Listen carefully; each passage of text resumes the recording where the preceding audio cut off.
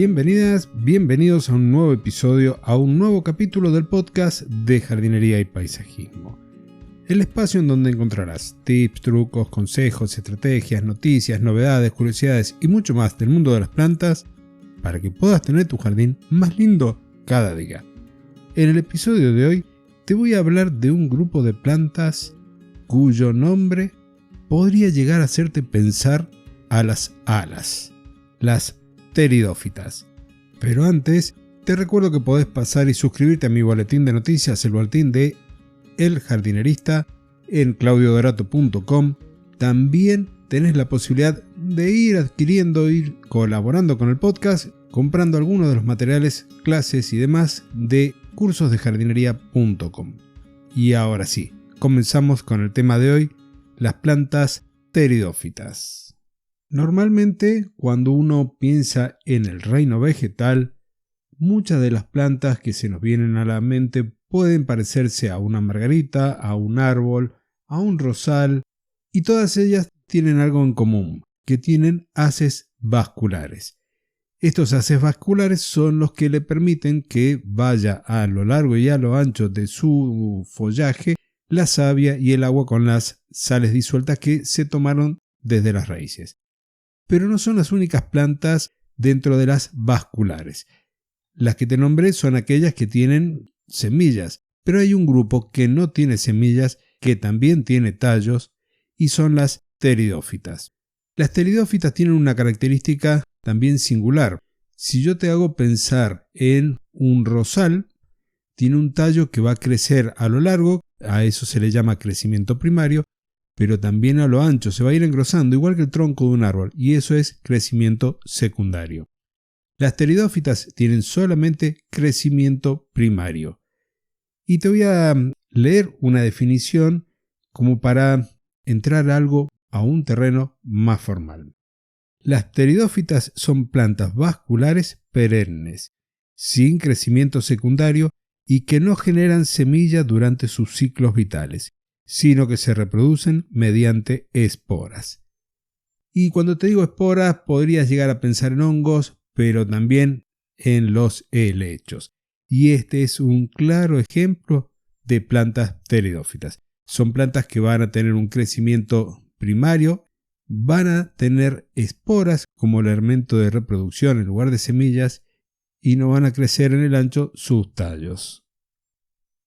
Sus esporas van a germinar habitualmente en ambientes muy húmedos.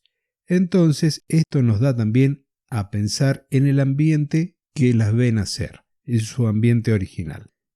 Las plantas pteridófitas también reciben el nombre de criptógamas vasculares o helechos, y son plantas realmente bastante primitivas, es decir, que no han evolucionado como otras a lo largo del tiempo.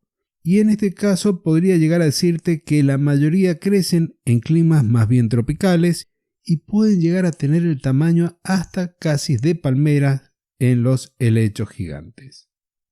Pero si hay algo también sorprendente dentro de este grupo de plantas es que hay algunas que se pueden desarrollar en climas o en zonas áridas, pero también hay otras subespecies que pueden llegar a ser acuáticas o semiacuáticas.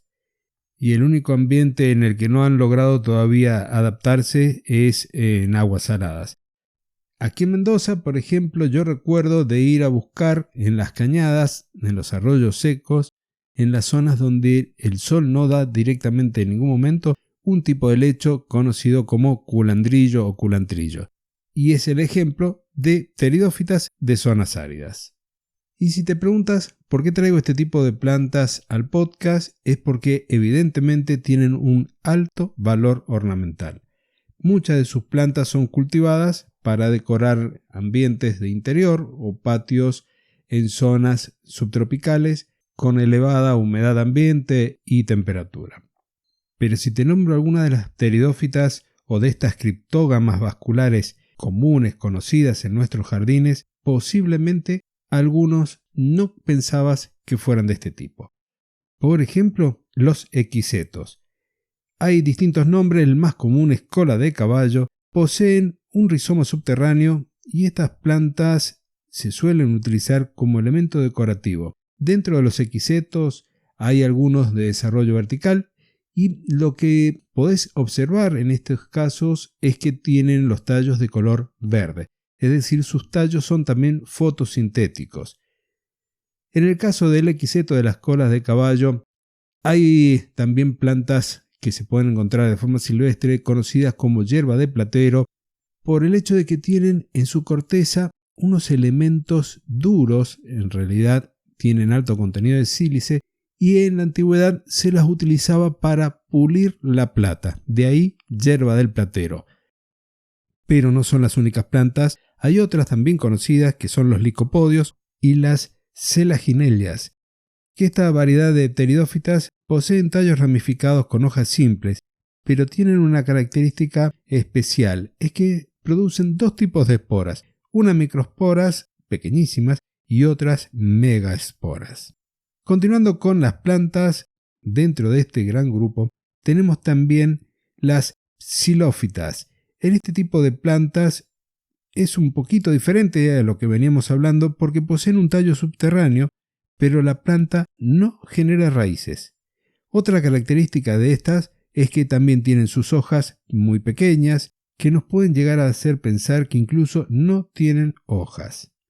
Estas están muy emparentadas también con una planta conocida como Rhynia, que es una planta fósil también de origen vascular.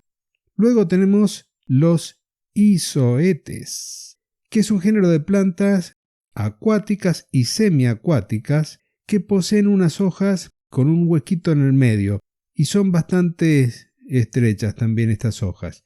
Habitualmente crecen o se desarrollan sobre la tierra húmeda, al costado de arroyos, de algunos lagos o de ríos, siempre a la vera de espejos o de agua dulce. Luego también tenemos el gran grupo de los helechos. Aquí podríamos llegar a decir que hay más de 12.000 especies a lo largo de todo el mundo.